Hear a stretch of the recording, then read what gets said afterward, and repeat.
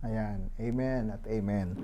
Ah, Salamat po at minsan pa inalaw na ning Diyos na i-share la rin kayang salita ng abak ngayon ni ating kaya katang pong sabihin natin yung pinamagatang just go with the flow. Tuki kamo kayang Agus. At in kaya katang pong tiyak sakit tayo kayang Jeremiah 29:11 sabi na po ka rin, for I know the plans I have for you, declares the Lord. Plans to prosper you and not to harm you. Plans to give you hope and a future. Makananong kasanteng na pangako po na ning Diyos na ya mismo sinabi na kayang salita na ing plano na king balang metong kaya katamo is di na ng masaganang biye at pag-asa keng hinaharap. So, nanuman po ing sakit na ning kaya katamong daralanan or nung ikamanitang atsuketang masanting akabilyan ngeni. Yan po ing dinesign na talaga ning Diyos kaya katamo. At karetang ali naman medyo makaranas masanting, sabi na ning Diyos ing kaya kan daratang for sure masanting yan kasi ing dinesign na kaya kaning Diyos masanting at puro pag-asa. At ala na pong mas masanting na nung eta mo po paniwala ng pong talakaran itang pangako nga ita na sinabi na ng Diyos ing plano ko kaya ka is pagpalan ka ang pong dinan pag-asa ing kaya kang hinaharap. At sabi namin po kitang binasa kong karang ngening abak, sabi na ng Diyos kayang Hebrew chapter 6, sabi na ka rin, God also bound himself with an oath so that those who received the promise could be perfectly sure that he would never change his mind. So, igad po talaga manaliwa isip yan. Nung nanoy itang sinabi na, nung nanoy piyangako na definitely gawa niya po yan kaya katamo. At nung makanano niya pong sinabi kay Jeremiah chapter 29 verse 11 na yung pangako na kayang bawat metong kaya katamo is magsaganang biye at puro pag-asa kayang daratang malyari po itanong talagang paniwalan tamo at talakaran tamo po ita kayang kaya katamo biya bilang metong Kristiyano. Pero syempre, na po paboren satanas na in spite na ning masanting yung blueprint na gawa na ning Diyos kaya katamo, na po paboren satanas yan na nasiran. Sabi natin, let's rise and build na ning kaya. Pero siya, yung kalaban sabi na, let's rise and destroy. So, nung ikatamo, bibuild tam, alatang patugot na i-desire, gagawa ning masanting, makanyan mo naman po yung kalaban, yan naman po patugot yan, banta siran at siran, na ing ega na gana, nung nanuman po itang gagawan, tamong masanting para kayang Diyos, or para kayang kapwa tamo, one thing for sure, kontra na pong satanas yan. At nung akit tamo po, uning rang tagasunod na talagang satanas, naman makanta kagaling, especially rang kayang demonyito, ampon demonyita, anya po isa tanas sa tinya naman palang mission and vision kayang karelang grupo ni atake tayo po ita kayang sabi na kayang John chapter 10 verse 10 na sabi na the thief comes only to steal, kill and destroy. So tayo po kano kaya ni satanas para kaya belarang kayang kampun para manako, makamate, ampong manyira. At syempre, even ni Jesus Christ, sa niya pong panahon na fasting niya for 40 days para balo na nung nano talaga yung buri ng paggawa kaya ng Diyos. At anyang kaya rin na pong fasting niya pintay itang pinaka-tempting part na experience ng Jesus. Anyang kinabiye po kay ning yatu na nung no ka rin penyo buka na yung satanas. Uning balo ng marano kaya sabi na nung ikay ng anak na ng Diyos, temo gawang tinapi rin batong arin. At sabi na kitang kakadwa, sabi na nung ika talaga yung anak na ng Diyos, o usay mo pining sarili mo kayan kasi sabi na naman ng Diyos, isend na lang kayang angels para ka manasakit. At kitang kakadwa sabi na uning ene papatuki kitang buri ng satanas Jesus, sabi na akagit mo nga ganagan ngay niya, biya ko ngan kaya kay ni samban mo kumo. Pagit niya po dela niya kitang pinakamatas burol i Jesus at pepagit niya po kayo yung sanlibutan. Sabi na nung biya ko ngan kaya kay nga ganagan ngay ni nung samban mo kuha ng Satanas. At nano pong sinabi ng Jesus kaya nirebuke niya po niya. Sabi na, ing Diyos mo, ing dapat samban. So, kareta nga, lung pagsubok po nga reta na sibukan niyang Satanas si Jesus, nung makananong mag-quote yung verse si Satanas, mag-quote siya namang kailangan bilang metong nga Kristiyano, ating ka naman palang dapat balong ipakibat, nung yung Satanas gagamit siyang verse, kailangan natin ka naman balo karyang salita na ng Diyos. So, makanya niya po ka-importante na dapat babasan tala po karyang salita na ng Diyos. Banto, potang daratang tang time na susubukan na ka, ating ka namang pwedeng ibato kaya na salita na naman ng Diyos. So, makanya niya po kay Satanas niya, uning balo ng masantig niya po ing pangagawa na ng plano na ng Diyos kaya bawat metong kaya katamo, syempre Satanas sira na po yung makanyan. At retang atlong principle po nga reta, pwede la pong may apply kaya katamo ne. Pwedeng nung atyo ikaitang sabi ko nung ikaitang atyo kitang tipong daranas kasalatan. Usually, syempre, yung gawan mo kayan, mag-obra na kang mag-obra, bantating kang pang-provide kaya kang physical needs, at potang kay ingkasdan, akalingwan mo na yung pasalamatan ng pong samban ng Diyos kasi mas busy na kakiyatang kaya kang kapanintunan, busy na kakiyang bagay-bagay kasi balo mo kailangan mong pang-provide itang kayang pamilya mo, kayang sarili mo, at niyang kay akakaligdan ming Diyos. So, pwedeng gamitan na po ng Satanas na yun na gawa na kang busy kayang yato nga inibanta provide mo itang pangangailangan na ning laman. At kayang kakadwa naman, pwede niya namang gamitan ng kaya kang isip nung ikaitang at syuketang stadong medyo okay. Tapos, pwede na naman pong gawan na at aya tatamasa mo pining masanting kening yato, pero bubugbuga na nakaman ning Satanas kaya kang isip na alayang patugot inject na itang negative, banta, isip mo napin man na ing biye keni masanting, ing plano na ning ginu keni masanting, at pwede pong malyaring makanta.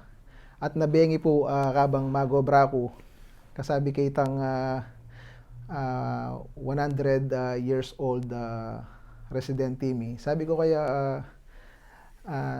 kitnang kaya, nung mataya ka, sabi ko, palagi, maniwala ka ba kayang banwa? Sabi ko, kayang second life. So sabi na, sabi na, mas break ko ito yan, ito yung paninayang ko, 100 years old niya po yung matuwa ngayon. At sabi na, kasi maniwala ko kaya rin yung biya ngayon ni ating reincarnation, sabi na. So, so ito pala yung paniwala na ako. So sabi ko, pero maniwala kang ating Biblia, sabi ko, sabi na, ing peki ba't na po ako? Nung ating Diyos, sabi na, nung totoo yung Diyos, or Jesus, yung sasabihan mo Jesus, sana, nung totoo yung Jesus, sabi na, bakit nagyewang makanining kakumbi? Sabi ko, may siya ko, kaya isip-isip ko, arich na ning 100 years old,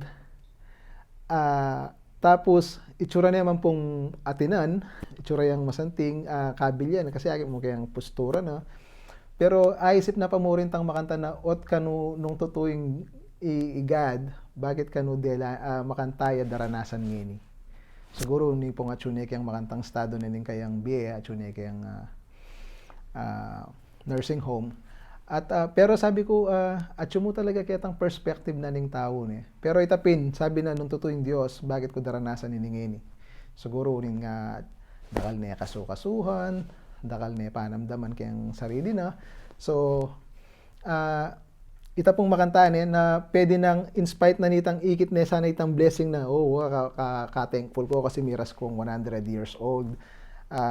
Pero ingikit na itang other side na nita na puro kanu masakit, puro kanu at kanu daranasan na itang makanta.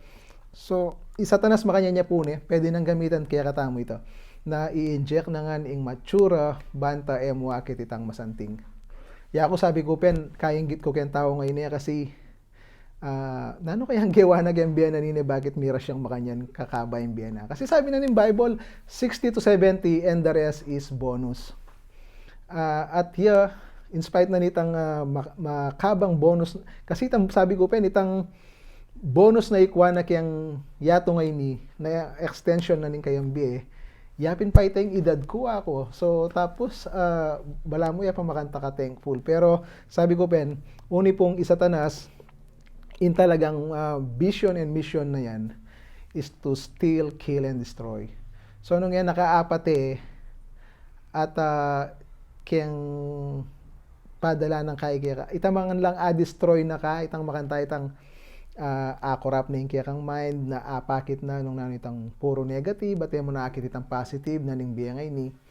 So, pwede na pong gamitan, same principle, nung makanan lang, nung makanan lang sibukan ng Diyos, kayang lust of the flesh, lust of the mind, na bugbuga na kaning satanas, kayang ganaganang mature na in spite na nitang pwede mo sanang interpret na masanting, kasi sabi na ning Diyos, all things work together for good.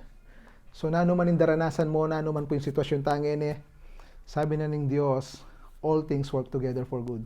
Pwede tamo pong lawen yan, kaya tang masanting nga bagay. Nung maniwala tamo na atin talagang pag-asa keng Diyos. At kaya pong kakatlong pagsubok na nung ka rin na sibukan ng satanas ing Diyos, kaya tang lust of the eye, pwede na naman pong paranas kaya katamong ning kalaban yan na pagit na kaya kayong opportunity, puro opportunity, banta, maging busy ka, ay, atin na ako mang talent, ating kong potential, ating kong kay, so, i-grab ko ini, potang kaya rin mo yung grab ta, pakit na nila naman Satan kaya itang parting potential. At ala pong matura kayang makanta, itang grab tamo, itang opportunity makanta, pero yung mas tsura po, nung magigisan niya yung oras tamo, itang minuli na kamo, magobra ka pa, potang kay yung masaklap, ala na kang time kayang pamilya mo, ala na kang time kayang Diyos, uning busy ka para acquire itang opportunity ng ito. Sabi ko po, walang matsura ka rin opportunity nga rin, grab tala rin kasi kailangan tala rin.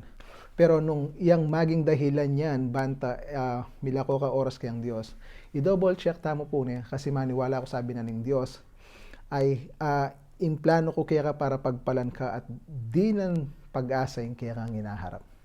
Pero sana po ali maging hadlang ita na gawa ng satanas, gamita ng satanas ita, banta, marefocus tamo at milako tamo po oras kayang Diyos. At sabi na kene, ating ko pong atlong buring punto na makanano tamo balo, retang blueprints na pinlano na ning Diyos kaya katamo. Atin pong atlong punto na buri kong i-share. Kaya kayo sabi na Kenny, kaya tang mo muna, use the Bible as your map. Gamitan tala po rin ang salita na ng Diyos. Gamitan tayo po yung kaya katamong Biblia, banta, nung alakay po, pwede lang pong i-download rin kaya kayong cellphone. Sabi natin, nung banta abalo mo yung kalooban ng Diyos, dapat mamasa kang salita na ng Diyos. Banta abalo mo itang kalooban na kayang biya mo. Ala na pong pinaka-best libro may sulat kening yatu na nung alwa po yung salita na ng Diyos. So, kailangan po, basan tala rin, banta abalo tamo po yung kayang kalooban keng kaya katamong biya. Nung makananong anyang i-Gideon, anyang panahon ng Gideon keng Old Testament na minyadyang sign kang God na sabi na nano yung kalooban mo. So, mag-pray tapos anyang kayari na nito segutan ng Diyos itang panalangin na at nire-confirm ng Gideon yung kayang kalooban, nung talagang kalooban niya ng ginuito. So, beligtad na itang kayang request at gawa niya ng Diyos, basi kaya itang kayang kaya. So, nung babasan tala po rin salita na ng Diyos, itang milyari kang Gideon, pwede mo naman pong malyari kaya katamo. Kasi sagot kayong Ginu. Nung ikatamo, manalangin tamo po, banta, asabi tamo itang kaya katamong buri kayang Diyos, aduan itang buri tamo kayang Diyos. So yung Ginu, banta po, abalo tamo nung na itang sagot na, kailangan po gamitan tayo yung salita ng Dios. So kakadua, baka nantampo nga balo ing blueprint na dinesign na ning Dios kaya kaya katamong biye, pwede tala pong gamitan deng kaya katamong spiritual leaders ne, or detang pwede tamong ituring na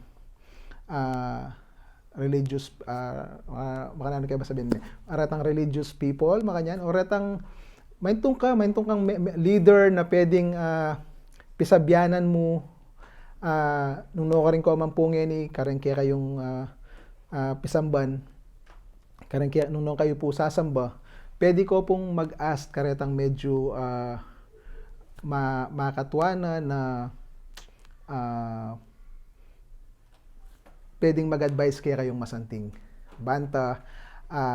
Then nung balo yung pong mamasala namang salita na ng Diyos, definitely nung manyad ko pong advice karang taong makaren detang gagamitan ng leaders kaya kayong nung no ka rin ko mampimpu, one thing for sure, nung nireveal niya kaya kang God, pwede niya namang i-reveal kaya banta, confirm mo itang kalooban ng Diyos. So, pwede ko pong manyad advice na mag-seek advice karetang elders, karang pastor, karang kay na ning church na banta, balo yu po talaga ing kalooban ng Diyos kaya kayong biye. At sabi na po kini, itang sinabi na pong Morgan Freeman, buri kaya pong i-quote, sabi na kini, just because I disagree with you doesn't mean that I hate you. We need to learn that in our society. So makanyan mo naman po, same principle, na kailangan retang paintunan mong advisor or counselor kaya kaya kambi, itang agyudang sabyan ing negative ang pong positive na akakit da kaya. Nung ating kang kaluguran na ala ng gewa po nung alina puro masantinging sasabihan na kaya ka, at enag yung sabihan tang mature or itang negative na akakit na kaya ka, I don't